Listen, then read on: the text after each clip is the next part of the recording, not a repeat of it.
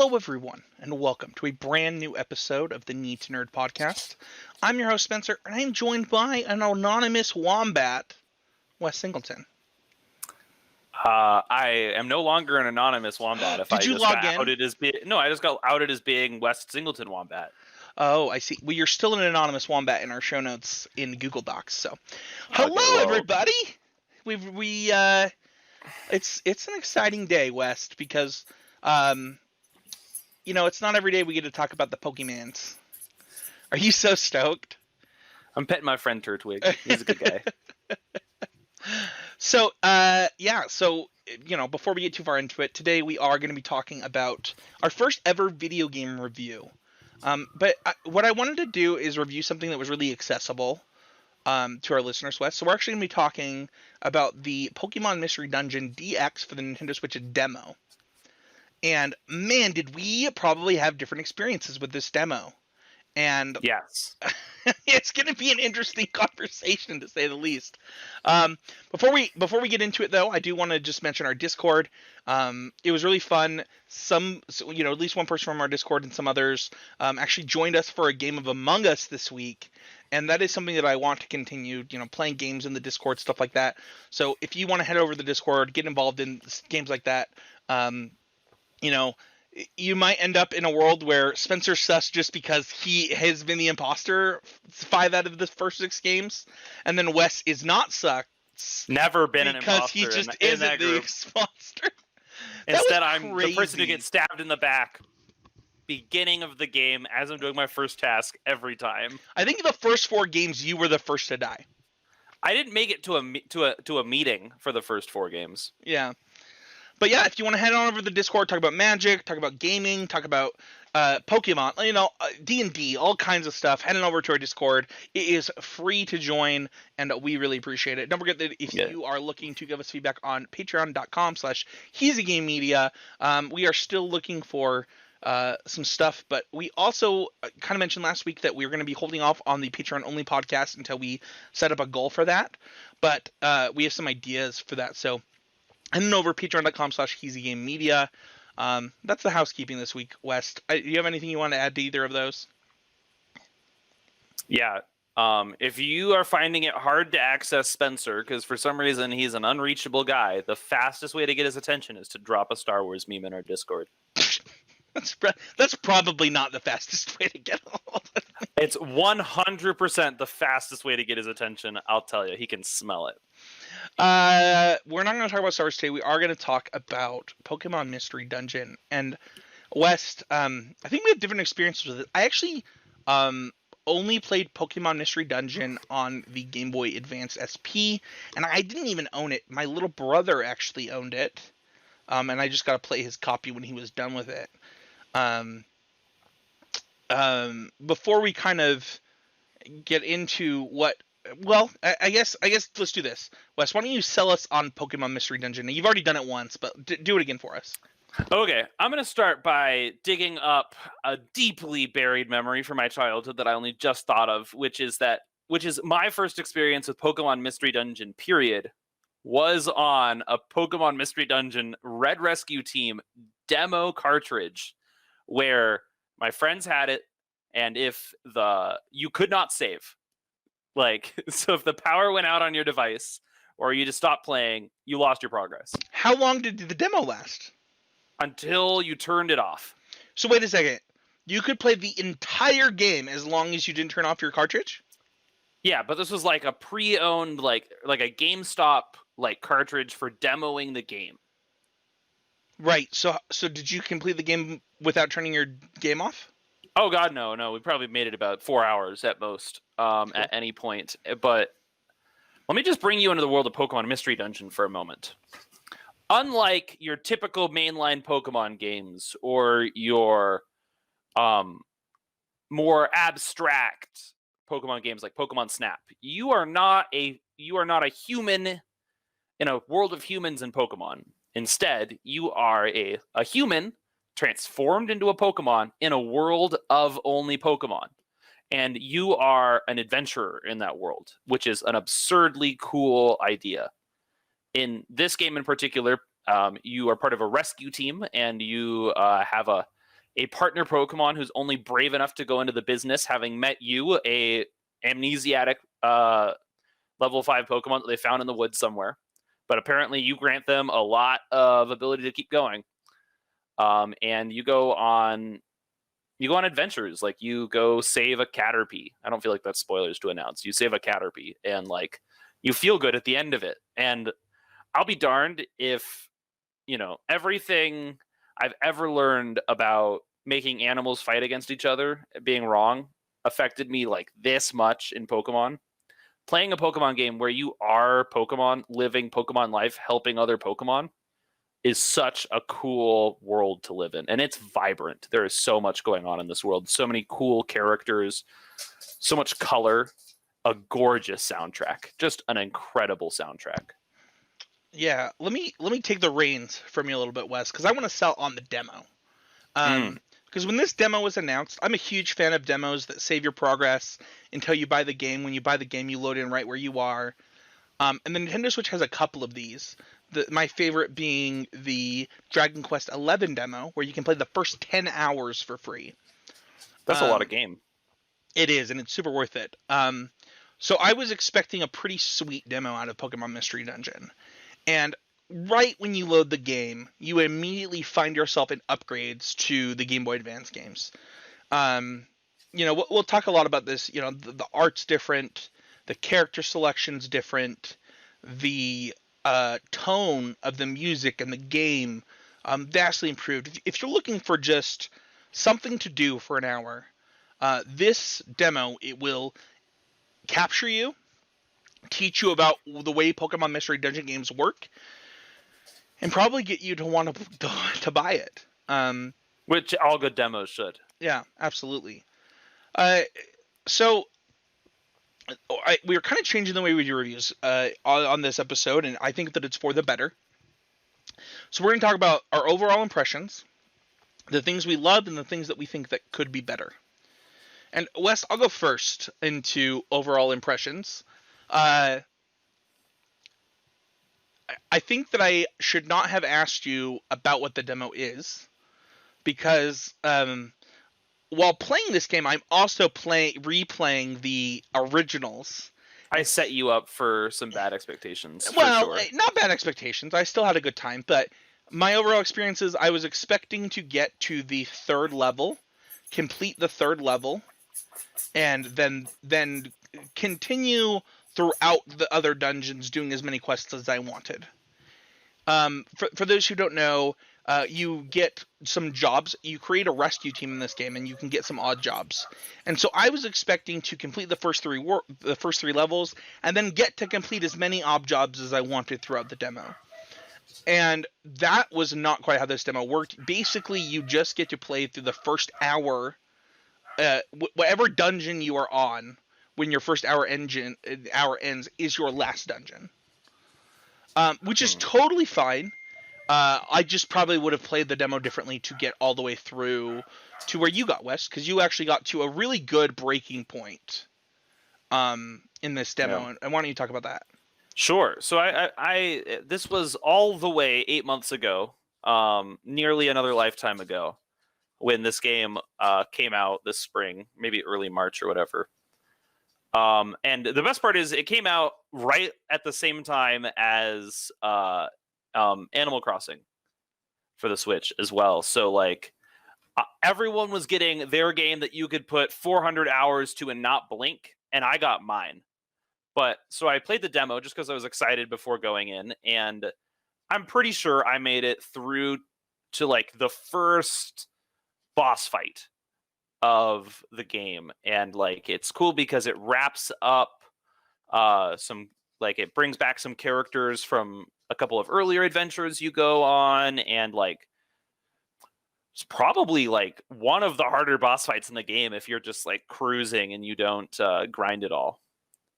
It's so funny because I knew what the boss fight was, and so I did everything. Yeah, you're like, I have to beat him. He's hard. I know. I remember this one before. He's hard. Well, I had also just beaten him the week before on the original game. Because I'm also playing Pokemon Mystery Dungeon on my laptop. Sweet. Just through an emulator. and I was like, well, Skarmory is it Skarmory? How do you say that? Skarmory. Skarmory is pretty difficult in this game.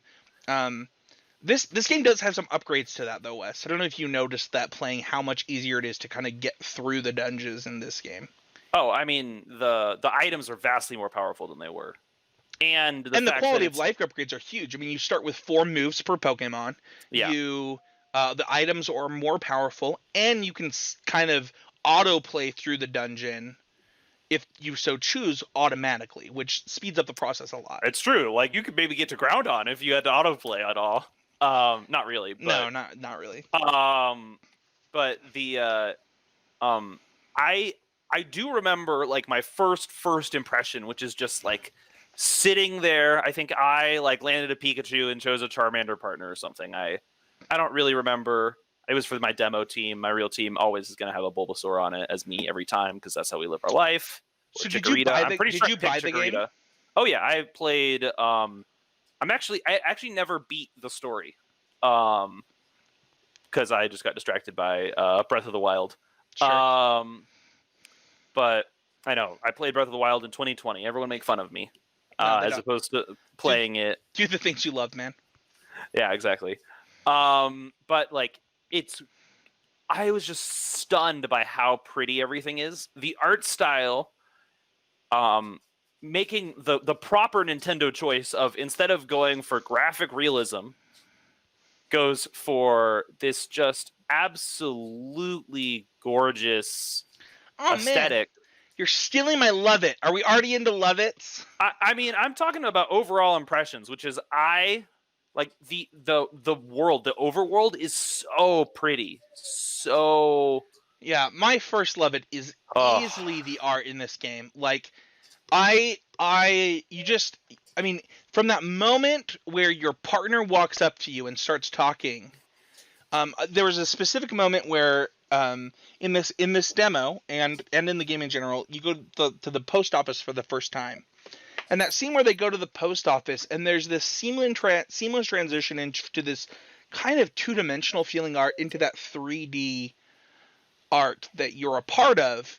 I'm just like, man, this is gorgeous. It kind of reminded me of like Spider-Man, not Far From Home, Into the Spider-Verse, as far as like a unique art style. Not as much as like it's similar to that in its art style, but this is unique and different.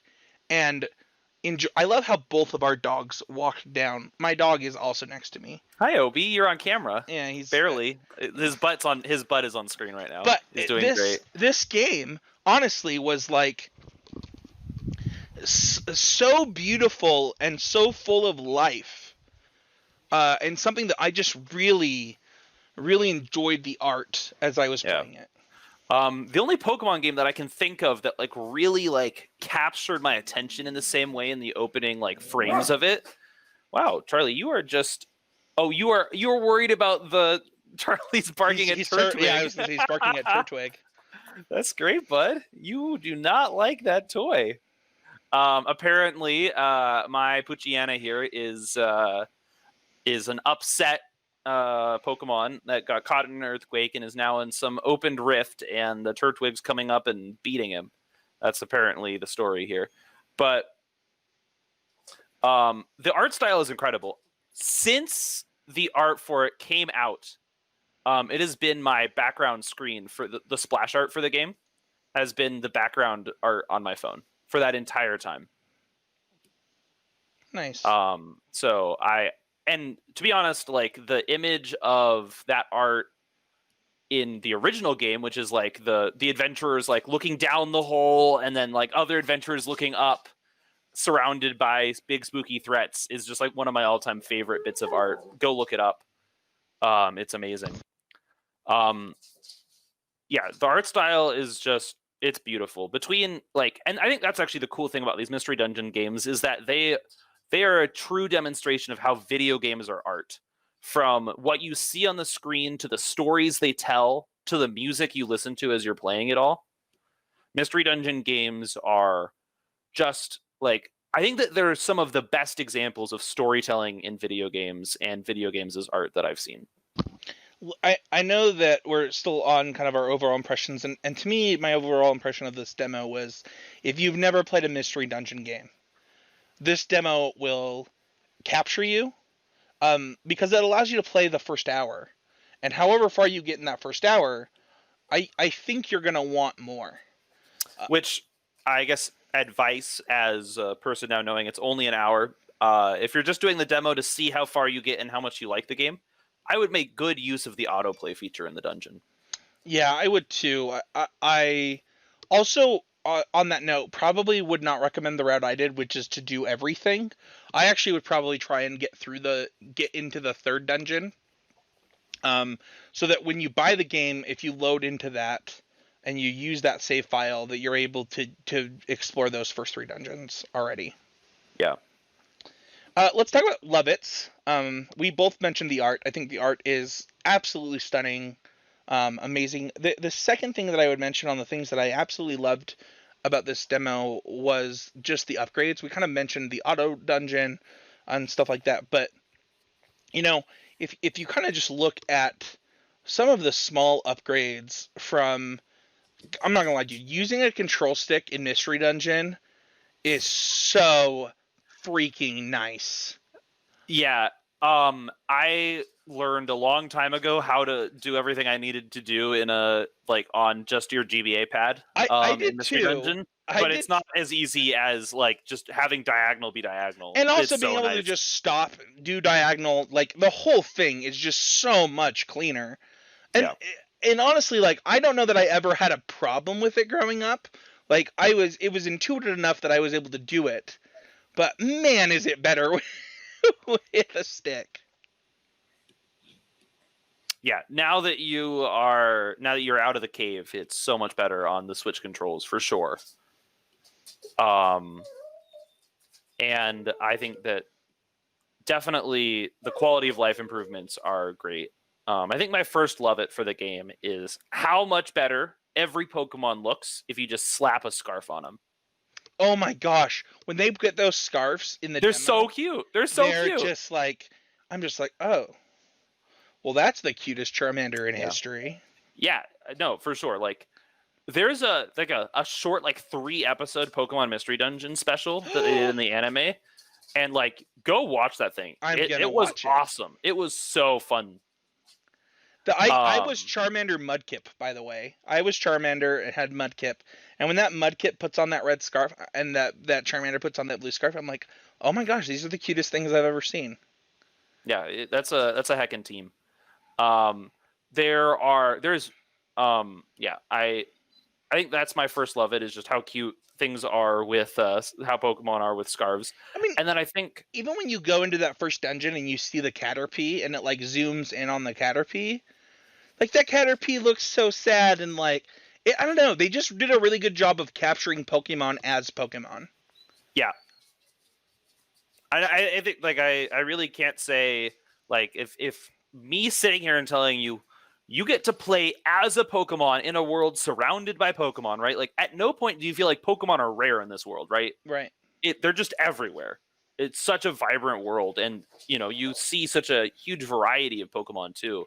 Like if telling you that you get to be a Pokemon based on your personality or your choice, either way, you have a partner who will be with you through everything, and you get to go on adventures, and you're not in, the game's not for you. Yeah.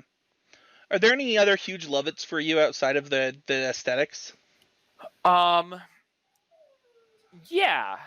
I think that I love the story of the game is absurdly cool. But if we're talking about just the demo, having 4 real moves on your character right out of the gate is such a cool thing because of how bad your auto attack feature is in the game, as well as managing PP is just not very fun because I agree. you're trying to grind. It's funny because I have a similar one that's kind of a quality of life upgrade. But when you are playing this game and you go to and you go into, I mean, when you go into the dungeon for the first time in the original game, you end up using a lot of gravel and different items to throw at other Pokemon. to start the game, and you don't have to do that with the moves. And so you get to save your items for important times in this game where it was not quite the same in the originals. So it's kind of a Yeah. similar love it. And one thing that I think is cool is it's only an early game bonus, right? Like you were just gonna have like 4 good moves you wanted to use by the time you hit the mid game in previous versions. So like, but it was almost disappointing though to like. I did have a moment the first time I like just started it, and I was like, I looked at my moves and I was like, I don't know how I'm actually gonna upgrade this move list. Sure. Like I got like a little bit disappointed. I was like, this just looks like I'm a Chikorita and I started with Ancient Power.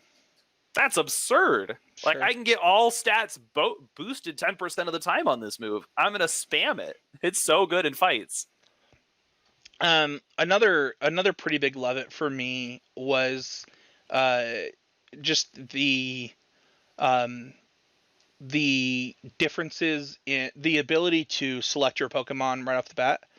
Like I know that like it really sucks to like end up with Meowth and be like, well, I don't really want to play as Meowth, so I'm gonna have to restart this game and answer these questions in some weird order. That didn't happen to me.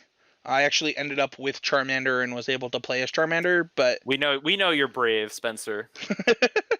but you know, like, well, Brave can get you, I think, both Eevee and Machop too. Gender matters a lot for it. I think Sure. is where it usually does it, or traditionally where it's done it. But yeah, I actually had the guide growing up for this book for Pokemon Mystery Dungeon Rescue Team, and like it had this like super like hard to read chart of like how it tracks which Pokemon you could get, right? Yeah.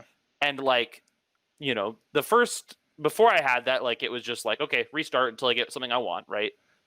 But like being able to just pick is so much better because doing the personality and getting the assignment can be really fun if that's what you want. But if you just want the Pokemon you want, like they shouldn't make you work for it because it's just taking away from the fun. I agree. Let's talk about could be betters of this demo really quick. I'll go first. I don't know if this is because West set my expectations wrong, but I really would have loved to get to the first boss. I think that would have been a great ending point. I think it's actually where the credits roll in the originals too.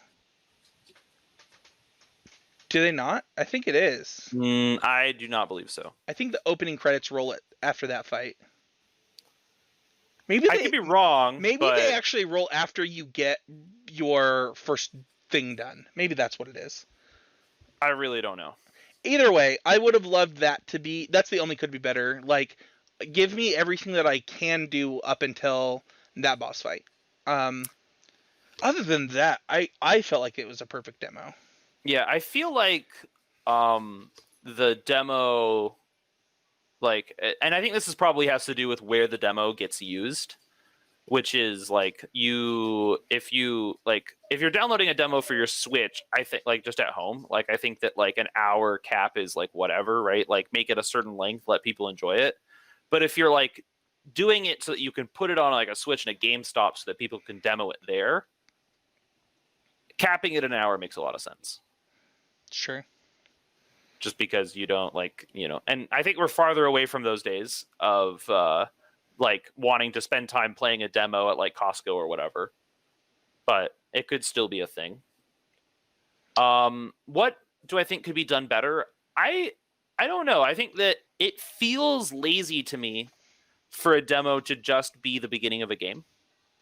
I think about the Omega Ruby Alpha Sapphire demo, which I played I hated a lot. That demo. You didn't like that demo? No, I hated that. I really wish it would have done the same thing. I actually really...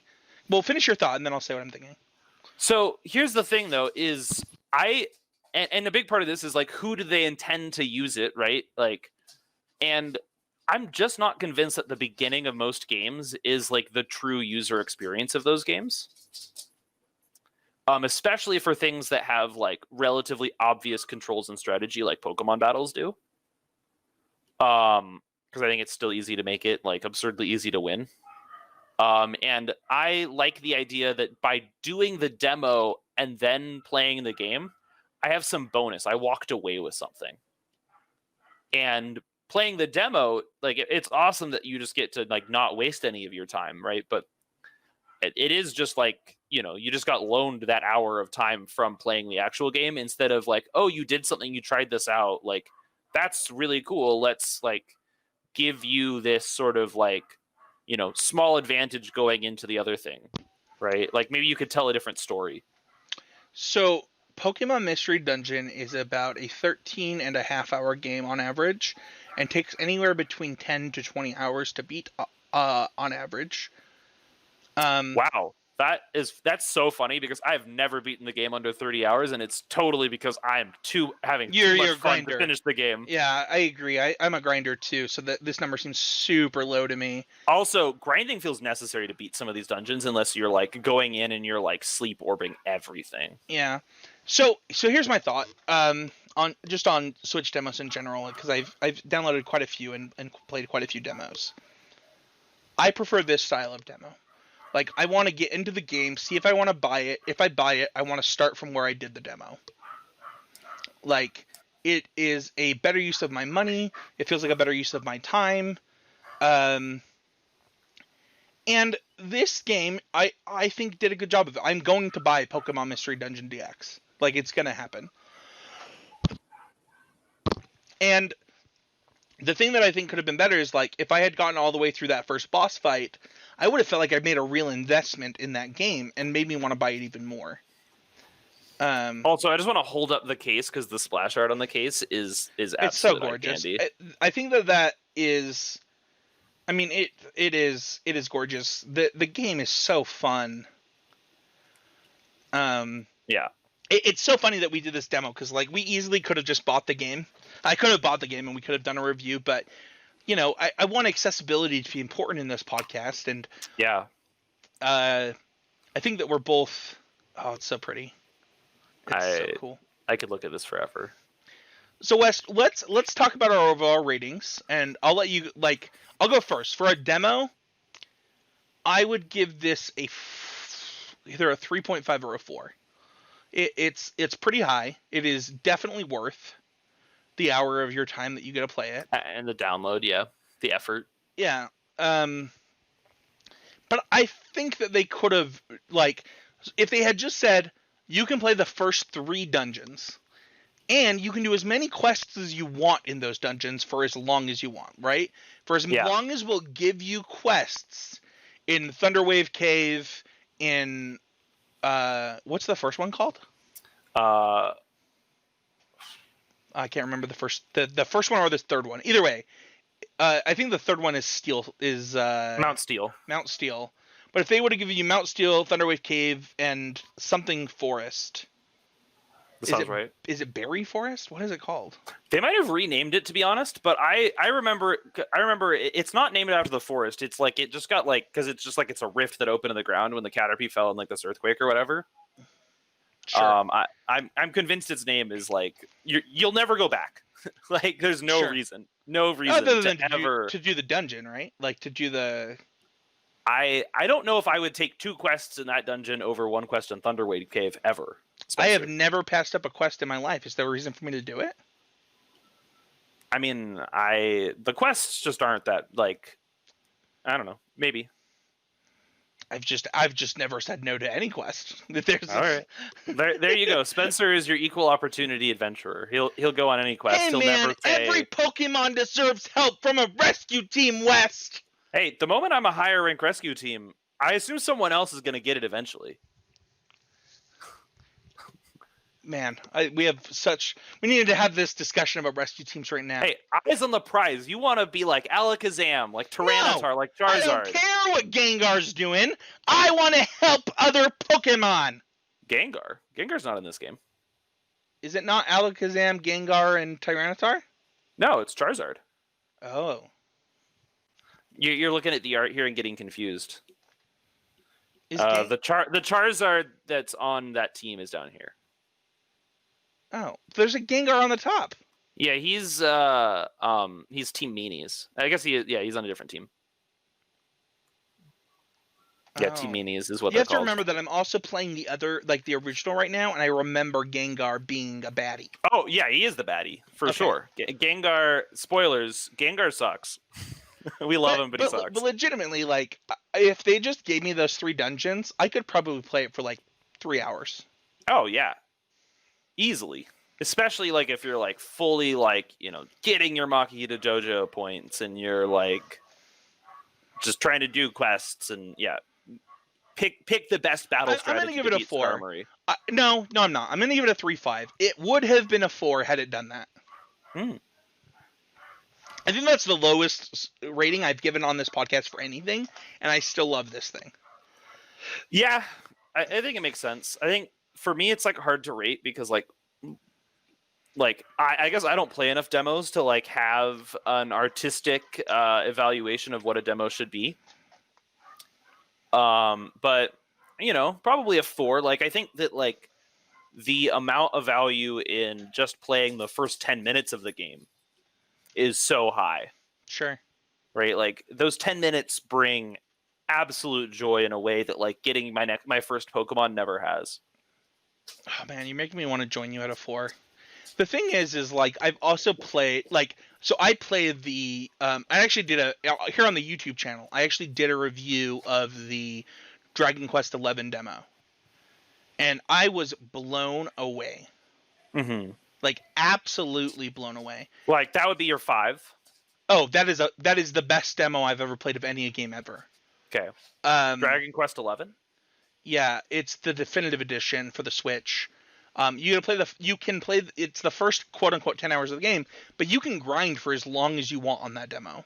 Once you've completed the story on the demo, you can still like level up your character if you enjoy turn-based combat. That like it's a Square Enix game, so like you probably enjoy it if you enjoy. I know the model. Yeah, exactly. And this falls short. The other thing is like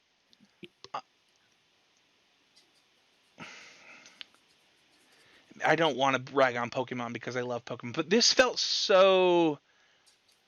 It's so funny because like the art by itself, like if you just wanted to enjoy an hour of really great art, like this is a great way to do it. Yeah, walking through a museum or playing the first hour of this game. Yeah. I don't know how to pick. But is it free at the museum? It did feel lazy that they just like capped you that way.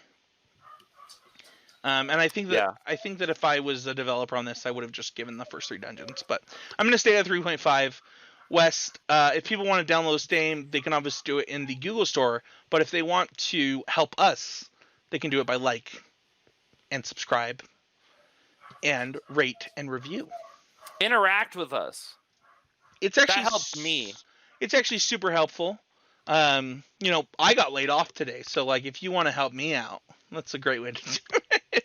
All right, everyone, just like give a small golf clap for Spencer keeping it together, please. Just acknowledge like this is a big thing. No, it's honestly like it's so funny because like, I knew that I was podcasting tonight. I was like, I still want a podcast, and then I was like, no, I don't. And then I was like, yeah, I do. Like, what else do you want to do when you make content? Yeah, right? exactly. Like, lose your job, make content. Yeah, exactly. Them's the rules. But legitimately, I've had a couple of people message me about this podcast specifically, like, how can I help grow this? And easily the number one way to do it is like, subscribe, share, rate, review. That's it. Like, yeah, it's so helpful. It means a lot. Join the Discord, be a part of the community. West, where can people find you? You can find me at East_monotone, MONOTONNE on Twitter. You can find me in our Discord. And you can almost certainly find me as a Pokemon somewhere out adventuring in the world. You can find me at Spencer H on Twitter. You can find the podcast at Need to Nerd Pod on Twitter. You can subscribe on YouTube, as well as find us basically anywhere, especially on Anchor. If you go to anchor.fm and just look up Need to Nerd Pod, you can find the podcast on any of your preferred platforms. Thank you, everybody, so much for listening. We had a shorter episode this week. That's what happens when you review a 1-hour game. But it was fun. I enjoyed my time, West. And we'll see everybody next week with another episode of Need to Nerd. Tell us about your sweet, sweet Pokemon and team name combos, because they're all great. Every one I've seen. Bye, everybody.